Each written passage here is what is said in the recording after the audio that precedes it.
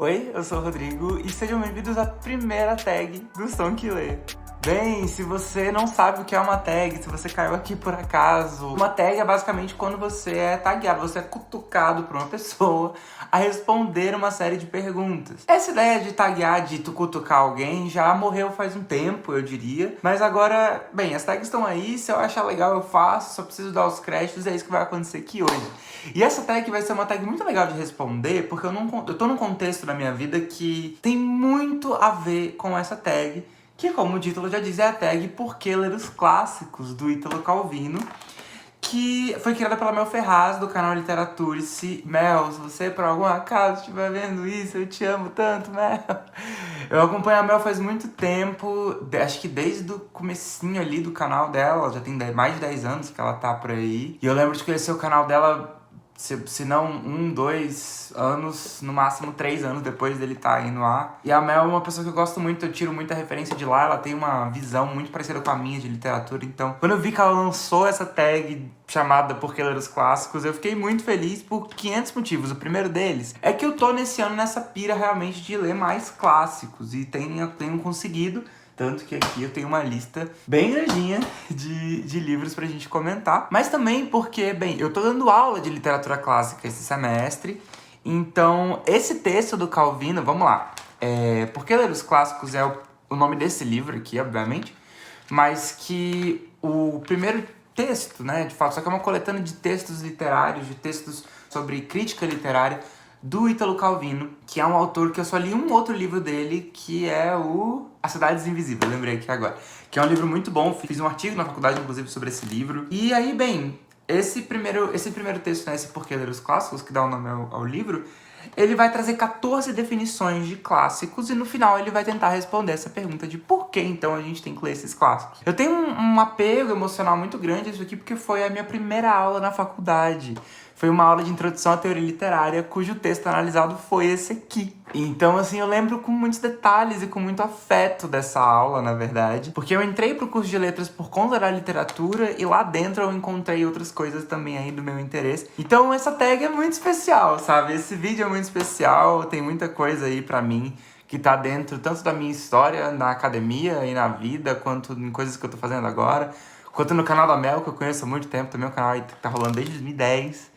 Então, muito feliz de fazer esse vídeo hoje e não vamos perder tempo. O que a Mel fez? A Mel pegou essas 14 definições que o Calvino vai trazer aqui e transformou elas em perguntas, onde a gente tem que colocar um livro para responder uma pergunta baseada em cada uma dessas 14 definições. Então já anotei aqui, tô com a minha colinha, os livros estão aqui do lado, é uma pila gigante, vocês viram aí na thumb, foi difícil fazer essa thumb, inclusive. O levantamento de peso da academia hoje foi em livro. Se você gosta de conteúdos literários, se você gosta aí de falar sobre música e literatura, que são os conteúdos que eu trago aqui no canal, às vezes, inclusive, quando dá, comparando, trazendo os dois para falar de um mesmo tema, já aproveita para dar o like nesse vídeo, se inscrever nesse canal, porque é sobre isso que a gente trata aqui, é sobre isso que a gente fala aqui, e vai ser uma honra para mim ter você aqui entre os assistidores, os espectadores desse canal. Aproveita também para me seguir no Instagram, é só meu nome, do jeito que tá aqui, você tá vendo bem nesse cantinho aqui da tela agora, que ele tá aparecendo, porque lá você descobre mais ou menos o que eu vou falar aqui de maneira mais imediata, inclusive. Assim que eu termino, assim que eu estou lendo, inclusive, os livros, eu posto lá, comento sobre eles lá de maneira mais imediata pra gente aprofundar aqui. Então, chega de enrolação, vamos lá, vamos pra tag. A primeira definição que o Calvino traz aqui de clássicos é: os clássicos são aqueles livros dos quais, em geral, se ouve dizer estou relendo e nunca estou lendo. E aí a pergunta que a Mel fez foi a seguinte: um clássico que você soube que deveria reler assim que terminou a leitura. E eu vou falar de um vídeo muito recente aqui do canal, aproveitando para fazer já aí a minha própria publi, que é nada mais nada menos do que Memórias do Subsolo, do Dostoiévski. O primeiro vídeo aqui do canal, basicamente, é um vídeo que eu falo um pouco sobre a literatura russa, logo que eu falo sobre Morte de Ivan Ilitch, logo depois eu peguei para ler Memórias do Subsolo. Eu tava com muita sede ao pote, eu subestimei até um pouco o que poderia ser esse livro, eu fui sem saber muita coisa. Fiz um vlog de leitura sobre ele, que saiu aí recentemente, então vou deixar aqui o link no card pra vocês assistirem. E foi um livro que eu não tava esperando ser o que ele de fato é, eu sabia muito pouco, eu só falei, é um livro pequenininho do Dostoiévski, sempre quis ler Dostoiévski, que vai ser por esse aqui. E tava enganadíssimo, né? E logo depois também li Noites Brancas, talvez seja, se não o melhor, um dos melhores pra você ler. Pra você começar a ler Dostoiévski, que é outra fase, é outra história. Tudo isso eu falei lá nesse vídeo, então não vou me alongar aqui não. Mas que livro incrível, que livro maravilhoso. Só que é um livro difícil por ser muito conectado com a parte mais filosófica do Dostoiévski. Então, recomendo muito, mas ao mesmo tempo foi um livro que assim que eu terminei eu falei, putz, não peguei nem próximo de 100% disso aqui, então quero dar uma outra chance depois. A segunda definição que o Calvino dá para o que é um clássico é o seguinte: dizem-se clássicos aqueles livros que constituem uma riqueza para quem os tenha lido e amado, mas constituem-se uma riqueza não menor para quem se reserva a sorte de lê-los pela primeira vez nas melhores condições para apreciá-los. Dito isso, a segunda pergunta da nossa tag é um clássico que você queria esquecer para poder ler pela primeira vez. E eu vou trazer um livro que eu tô lendo ainda, que eu não terminei de ler, eu tô indo muito aos poucos. E se você acompanha aqui desde o começo, você sabe que é 100 Anos de Solidão, do Gabriel Garcia Marques, que é um livro que, obviamente, eu tô amando, tô marcando tudo que você puder imaginar. E, meu Deus, que livro maravilhoso, que coisa maravilhosa, que escrita maravilhosa. É um livro que eu sempre soube que eu ia amar, essa ideia, o próprio conceito do realismo fantástico que o Gabo traz aqui nesse livro, que vai contar a história aí de 100 anos de uma família, de uma linhagem, que é a família dos Buendia, que é responsável basicamente pela criação de uma cidade chamada Macondo, que é onde esse livro aqui inteiro, basicamente, vai se passar. E as coisas mais bizarras vão acontecer, mas o grande ponto é que esse livro ele é uma metáfora extremamente poética, extremamente bem escrita da América Latina, da história da América Latina, que é uma parada que basicamente foi esquecida ao longo pela própria América, ou melhor, principalmente pelo Brasil. Ao longo desses anos, o Brasil gosta de se esquivar da sua identidade latino-americana. Inclusive tem uma edição de 100 Anos de Solidão que foi o livro que basicamente motivou aí a obra do Gabo a ganhar o Nobel de Literatura. E o discurso que ele faz é sobre isso, nós, os esquecidos. A América Latina, né, como os esquecidos, mas como um lugar também de efervescência cultural, relevância política para o mundo inteiro. E tudo isso tá aqui dentro, da forma mais fantástica que você puder imaginar.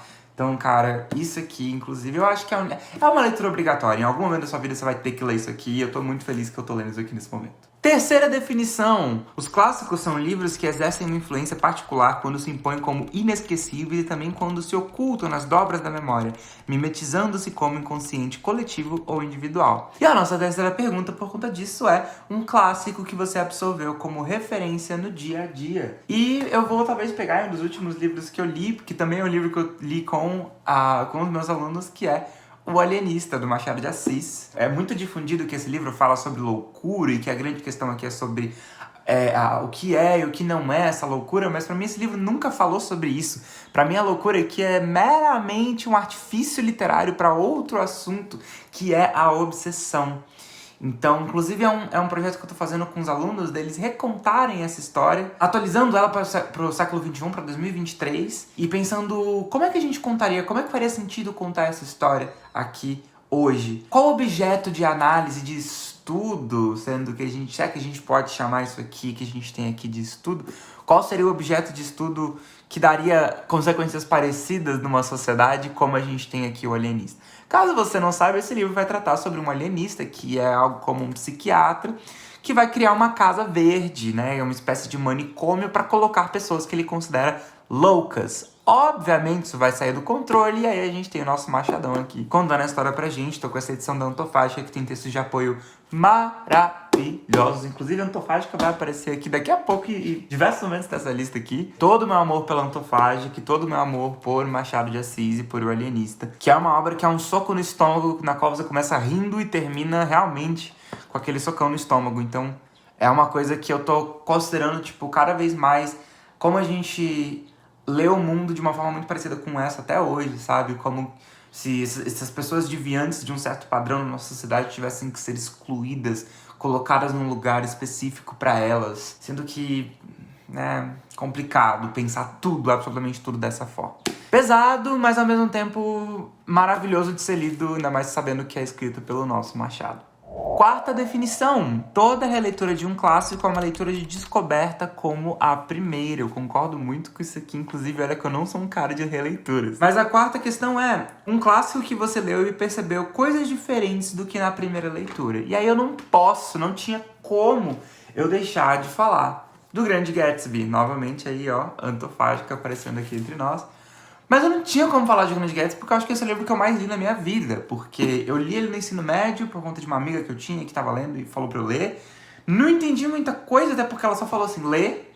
E esse livro é o que a gente chama de um livro alegórico, né? Ele é uma metáfora dessa sociedade dos Estados Unidos no final ali dos anos 20, do meio pro final dos anos 20. Essa que eles chamam, é uma década que eles chamam de Roaring Twenties, né? Os 20 rugidos, os anos 20 rugidos, não tem como traduzir tanto bem essa expressão, mas que vai trazer muito essa ideia de uma sociedade muito efervescente, muito exagerada e que vai trazer essa visão do sonho americano aqui de uma forma muito crua de falar que, bem, talvez esse sonho seja bem vazio, talvez esse sonho seja bem opaco, né, e não tão glamouroso como ele realmente parece. Então eu li esse livro no ensino médio sem pegar muito isso, como se fosse uma historinha de amor entre Gatsby e Daisy.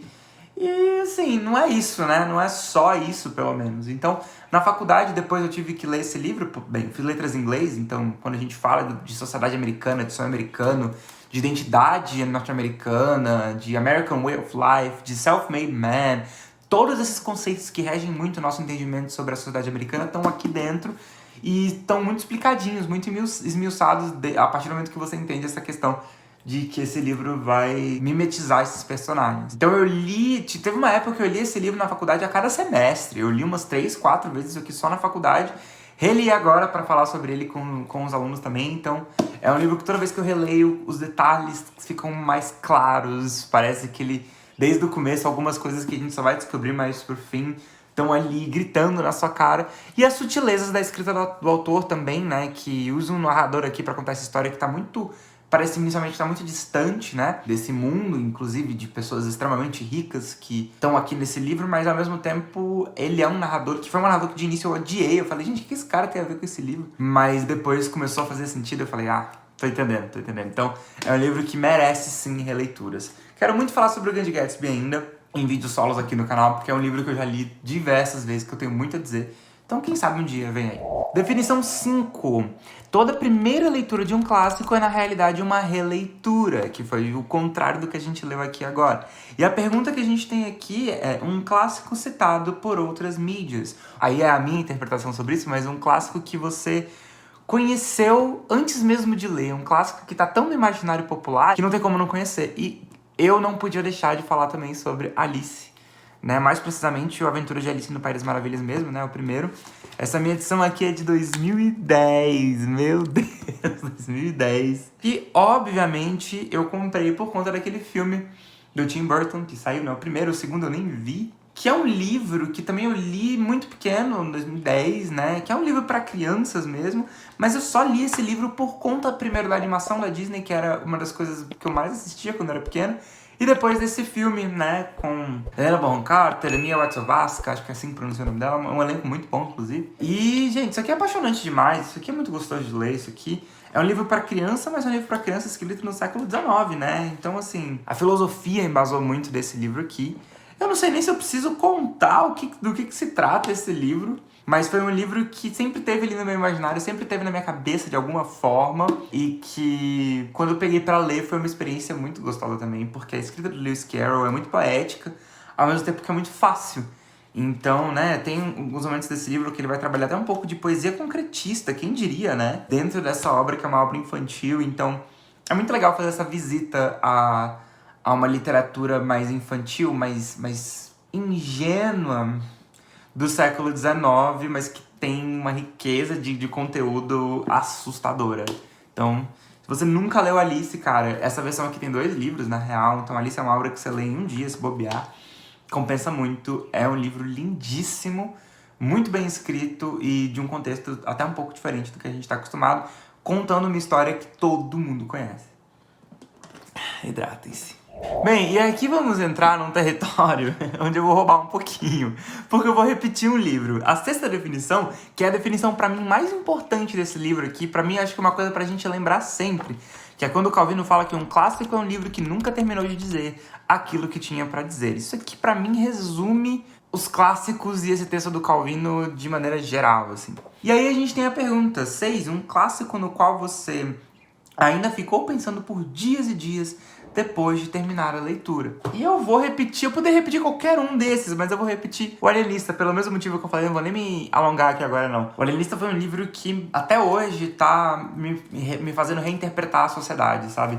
Me fazendo entender que a gente ainda tende a colocar essas pessoas de lado. E tem diversas, sei lá, notícias que a gente lê, coisas do tipo, que me fazem voltar a Itaguaí e a Casa Verde, né? Curto e grosso, vamos seguir. Definição de número 7. Os clássicos são aqueles livros que chegam até nós trazendo consigo as marcas das leituras que precederam a nossa e atrás de si os traços que deixaram na cultura ou nas culturas que atravessaram, ou, mais simplesmente, na linguagem ou nos costumes. Então a pergunta 7 é a seguinte: um clássico que é citado em todo lugar e você gosta muito. E aí eu vou trazer um livro que eu não tenho aqui ainda, porque eu li sempre em bibliotecas, em coisas do tipo, e que eu quero comprar muito a edição tanto fágica, inclusive, que é, obviamente, Dom Casmurro, gente. Esse livro tá no imaginário popular do Brasil inteiro, sem nem a gente saber em alguns casos, né? E até discute-se muito hoje sobre pra onde a gente discute Dom Casmurro para além do traiu ou não traiu. E, poxa, isso é uma questão tão óbvia pra mim, pelo menos, sabe? Assim, é uma leitura tão... Bem, a gente tem aí esse cara que foi corno ou não, e a gente tem que saber ao longo do livro aí, baseado num narrador em primeira pessoa extremamente não confiável, como basicamente todo de Machado, a gente tem que saber se ele traiu ou se ele não traiu. E é basicamente isso, né? Sendo bem curto e grosso. Mas o grande ponto é que, pra mim, isso tanto faz, sabe? Isso nunca foi uma questão... O Calvino fala sobre essa questão da linguagem. Poxa, olha como que a forma como essa história foi contada tá enganando gente até hoje, sabe? Tá fazendo pessoas confiarem por completo no Bentinho ou coisas do tipo. Então, é um livro muito influente até hoje, que eu fico, cara, bolado de não ter ele aqui, primeiramente, e também que é isso, né? É um clássico que tá citado em todo lugar, tá na boca de todo mundo, e que todo mundo tem que ler em algum momento pra compreender, acho que principalmente pra compreender a genialidade do Machado na hora de contar uma história. Próxima definição é a definição de número 8, que diz o seguinte: um clássico é uma obra que provoca incessantemente uma nuvem de discursos críticos sobre si, mas continuamente a repele pra longe. E aí a Mel sugere que a gente traga aí um clássico polêmico. Não tem como pra mim falar de... Eu tô falando muito isso, né? Que não tem como, então, mas é verdade. Não tem como pra mim falar de clássicos polêmicos sem falar de um livro que eu também não tenho aqui, mas eu li na faculdade, que é Os Versos Satânicos, do Salman Rushdie. Só esse nome, né, por si só é polêmico. Mas ao mesmo tempo, o que aconteceu, o que ainda está acontecendo? Esse livro de 1988, e é um jovem clássico, né? Eu acho que ele é mais clássico por conta dessa repercussão social que aconteceu do que de fato pela história. Mas qual que é o que é a grande questão desse livro? Bem, é um livro onde a gente tem um atentado terrorista num avião. E aí a gente tem dois homens que... É um livro bem mágico, bem fantástico também. É bom partir desse pressuposto que o realismo não é o grande foco aqui. Mas esses homens caem do céu pra terra e quando eles caem, eles se transmutam, né? Um deles vira basicamente um demônio e outro vira um anjo, e aí eles vão viver altas aventuras aí, essa turminha do barulho na nossa terra. Primeiro que, obviamente, ele vai trazer essa questão de céu e inferno, de religião e tudo mais, isso tudo vai estar aqui. Mas o grande ponto é que um desses personagens é claramente baseado em Maomé. E aí, o que vai acontecer? Nessa época, os extremistas muçulmanos não encararam muito bem esse livro, acharam muito desrespeitosa a forma com que ele descreveu Maomé. E, bem, lembrando que é uma alegoria, o personagem não é Maomé, mas claramente ele de fato é inspirado em Maomé, mas enfim, né, com radicalismo não tem conversa. Nos dois lados. Ele foi jurado de morte, coisa de meses depois do lançamento do livro. Muitas coisas já aconteceram. No ano passado, ele sofreu um atentado a facadas, né? O Salman Rushdie ainda tá vivo, mas ele sofreu um atentado que quase matou ele por conta disso. A gente tá falando de um livro de 1938 e que constantemente tá aí na boca do povo, ou o livro, ou o autor, por conta de atentados, ou propostas, ou juradas de morte que ele sofre por conta de um livro, né? E que é um livro que vai muito além dessa questão. É um livro filosófico, é um livro que vai falar sobre existencialismo, sobre todas as outras questões, mas que até hoje ele é muito lembrado só por conta disso. Então, assim, talvez seja até legal trazer isso aqui pra, poxa, lembrar que essas são as polêmicas, mas que o livro vai muito além disso. Então, é um livro que eu super recomendo, inclusive, muito bem escrito. O Rush descreve muito bem. Tá aí, Os Versos Satânicos, um livro extremamente polêmico até hoje. Nona definição, de acordo com Calvino, é o seguinte: os clássicos são livros que quanto mais pensamos conhecer por ouvir dizer, quando são lidos de fato, mais se revelam novos, inesperados e inéditos. E aí, para esse livro, a pergunta que a gente tem é o seguinte: um clássico conhecido pelo inconsciente coletivo que você finalmente leu no original. Vou trazer mais um livro que eu li na faculdade. Nas minhas últimas matérias, peguei essa matéria no último semestre, que não é um livro, mas são vários, que eu tô falando de Shakespeare. Eu tenho aqui essa coletânea dos trabalhos do Shakespeare no original, esse livro velho que eu herdei, basicamente, da minha avó. Aquele livro com bem cheiro de velho mesmo. Mas eu queria falar aqui de dois livros mais em específico, duas peças do Shakespeare que eu li. Uma, de fato, é um clássico que não tem como você conhecer. Obviamente, eu tô falando de Romeu e Julieta. E o outro que eu li, e que inclusive me aprofundei um pouco mais nessa matéria, que eu fiz na faculdade, foi Medida por Medida. Eu não sou o maior fã de Shakespeare, e eu vou ter que dizer isso pra vocês, e vocês não vão me cancelar. Eu, inclusive, deixei essa matéria pra pegar mais pro fim da faculdade, no último semestre, porque eu não tava muito afim de ler Shakespeare, até porque meu professor não era dos mais legais, tá? Enfim, vamos deixar isso aqui. Tô até falando baixinho aqui com você. Mas enfim, eu tive que pegar essa matéria, tive que ler Shakespeare e, apesar de eu não ser o maior fã, é muito fácil de ver porque que Shakespeare até hoje também é recente, até hoje também é atual, né? É atualizável. Até hoje tem aí filmes, músicas, séries, histórias, narrativas de maneira geral sendo contadas baseadas na obra de Shakespeare, porque é muito fácil atualizar esse cara, né? Então, por mais que não seja a leitura, pra mim, mais agradável, a parada que eu mais tenha gostado, é uma parada que eu recomendo muito, principalmente, talvez, do próprio Romeu e Julieta. Porque o Romeu e Julieta tá muito no nosso imaginário popular enquanto ideal de relacionamentos. Talvez até enquanto crítica ao idealismo, a esse romance, né, proibido e tudo mais. Que hoje a gente já olha e fala, isso aí não vai dar não, isso aí não vai dar certo, né? Se tiver um filme muito baseado nisso aqui, a gente já sabe o final. Mas ler esse livro no original, ou entender ali a dinâmica dos personagens com calma, porque geralmente quando a gente vai falar de Romeu e Julieta, a gente já parte desse pressuposto que todo mundo sabe, conhece essa história. Mas o que é conhecer uma história? Conhecer a sinopse? Porque eu acho que é isso que todo mundo conhece de Romeu e Julieta, não a história de fato. Então isso vale pra todos os clássicos, né? A gente, na maioria dos clássicos, tem esse imaginário popular deles, mas isso não substitui a leitura da obra, principalmente de um livro tão antigo quanto Romeu e Julieta, por exemplo.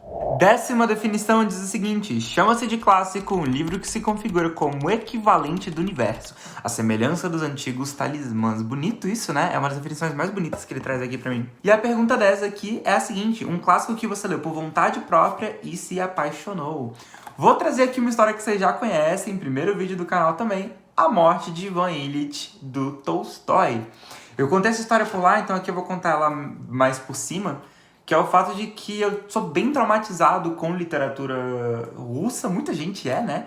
Mas por diversos motivos já olharam na minha cara, um professor meu já olhou na minha cara e falou: você nunca vai ser capaz de ler isso daqui, você não consegue. Então eu falei: beleza, então peguei isso aqui pra ler e, gente, coisa linda, que maravilha isso aqui. Você lê rapidão, não são nem 100 páginas nessa edição aqui, na real são 90 páginas, então assim... Pra você entender mais essa história, inclusive, vai lá no segundo vídeo aqui do nosso canal, vou deixar o card aqui, pra vocês darem uma olhada também nesses vídeos onde eu já comentei um pouco mais sobre isso. E então sim, esse foi um livro que eu vi por vontade própria e também pra esfregar na cara desse professor que isso aqui não era absolutamente nada. Sabia? Ele nunca leu, então ele tá falando que é muito difícil. Eu tenho essa teoria pra mim, inclusive. Enfim, vamos seguir. Definição 11 é o seguinte: o seu clássico é aquele que não pode ser indiferente e que serve para definir a você próprio em relação e talvez em contraste com ele. Eu li isso aqui, né, nessa matéria que eu falei pra vocês, na faculdade. Uma das questões que a gente tinha na matéria era sobre a Ilíada e a Odisseia, né?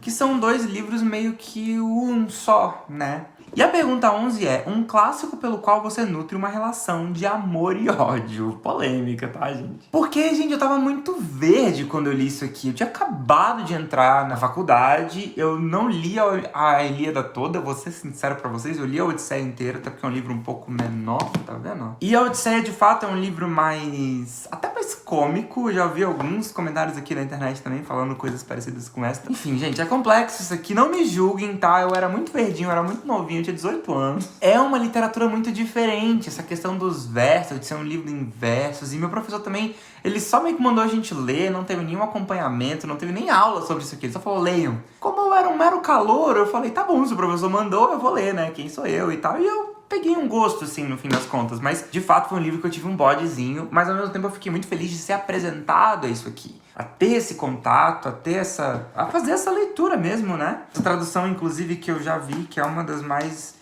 interessantes da Ilíada da Odisseia, que é do Carlos Alberto Nunes. Inclusive, é uma tradução que eu recomendo bastante. Agora, é uma leitura, é uma literatura muito bonita, sabe? É um texto muito bonito, é muito bom de se ler, no sentido de que é muito poético.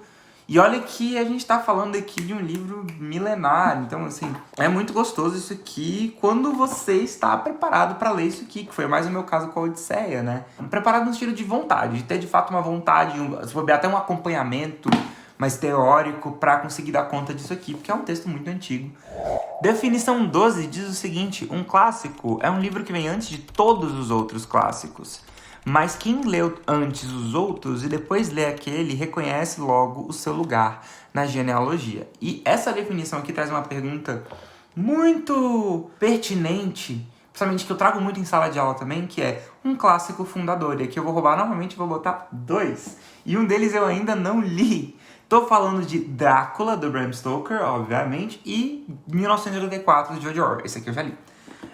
Por que eu tô falando aqui mais precisamente desses 2 livros? Porque, bem, eu fui introduzido à literatura numa época onde livros de vampiro e livros de distopias eram a trend do momento, né?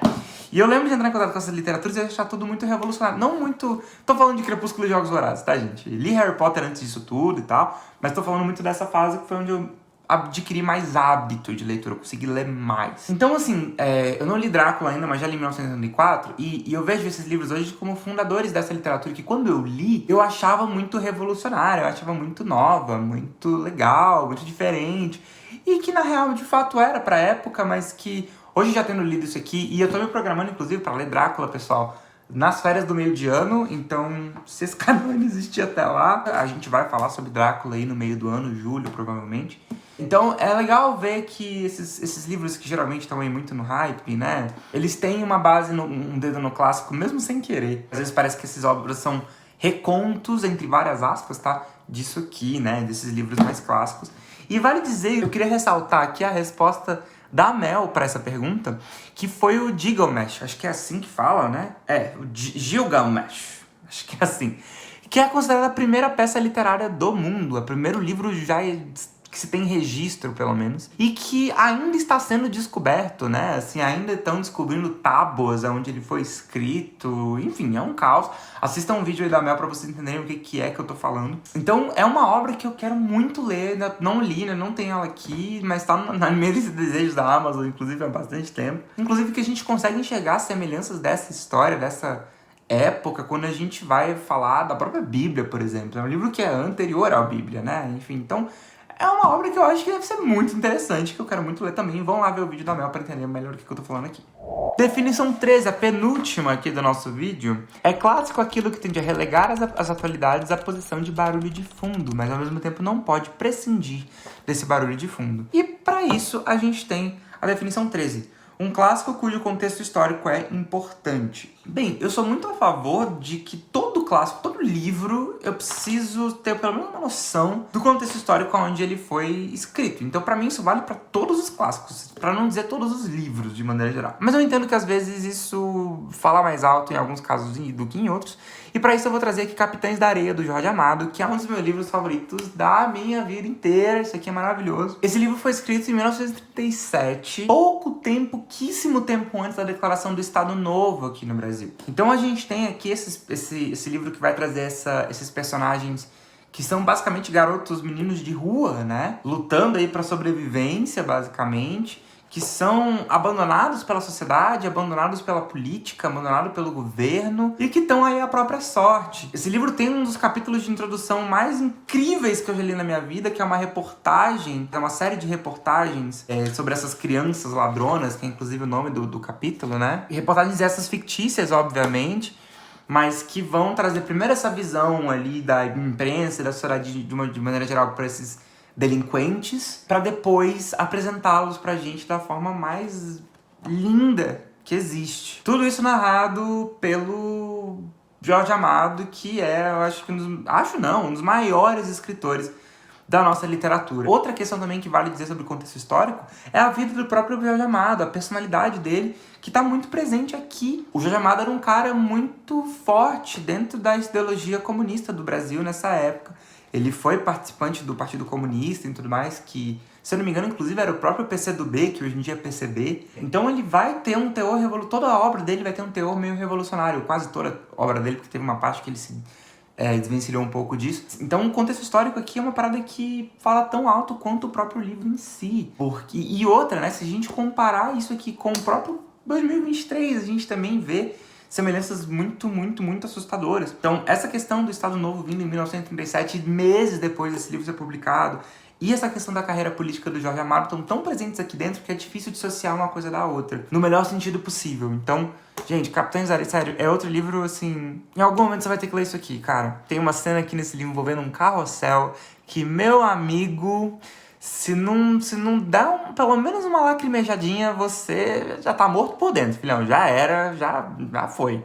E para encerrar, a definição 14 é clássico aquilo que persiste como rumor, mesmo onde predomina a atualidade mais incompatível. E aí a gente tem aqui um clássico cujo contexto histórico é distante do nosso, mas ainda assim importante. E eu vou falar de um dos últimos livros que eu li, é um jovem clássico também, um livro que não é muito comentado aqui no Brasil, que é O Mundo se Despedaça, do Chinua Achebe. Esse livro vai trazer um protagonista nigeriano na Nigéria pré-colonização dos ingleses. Então a gente tem basicamente 200 e poucas páginas desse livro, onde 150 delas são uma cultura intocada, são uma cultura original, pura, né? Que é essa cultura Igbo que a gente tem aqui, que é uma parada legal de se pesquisar antes da leitura desse livro. Só que é um livro, gente, que é um livro curtinho, né? 200 e poucas páginas, mas não se engane. Eu passei um mês lendo isso aqui, porque ele traz uma discussão muito grande sobre, essa cultura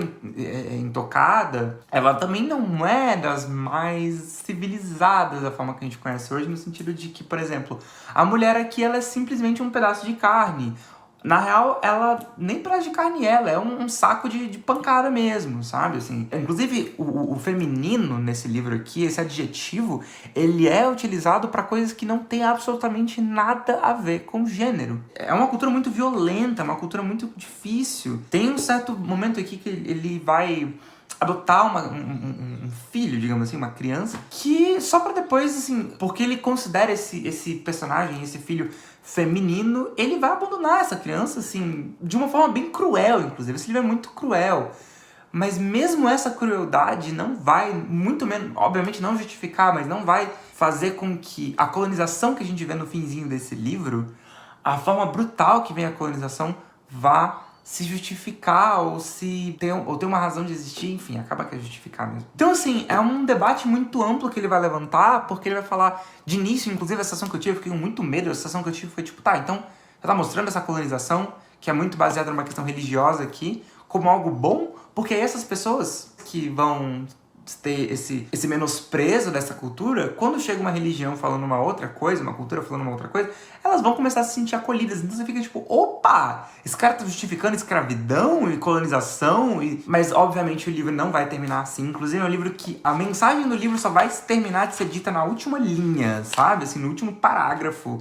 É o último parágrafo que tem 2 linhas, mas, assim, é um dos últimos... Eu botei isso no Instagram, inclusive. É um dos últimos parágrafos mais densos que eu já li na minha vida. Deu vontade, realmente, de sair socando todo mundo o tempo todo, ao mesmo tempo, em todo lugar ao mesmo tempo. Sabe, assim, é um livro difícil, mas que é uma leitura também extremamente rica. Acabou, Brasil! Terminamos aí a primeira tag desse canal. Tem 45 minutos de vídeo bruto. Eu vou levar 30 dias pra editar isso aqui. Mas foi muito legal ter essa conversa com vocês sobre aí as definições de clássicos pelo Ítalo Calvino.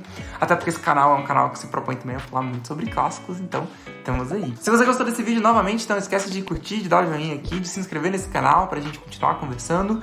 Muito obrigado pra você que assistiu até aqui.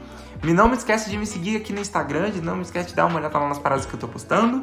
Até porque as pessoas esperem muito pra mim indicações do que ler, como ler, tudo isso tá sendo falado lá. Então, é nóis, muito obrigado aí, até a próxima, tchau!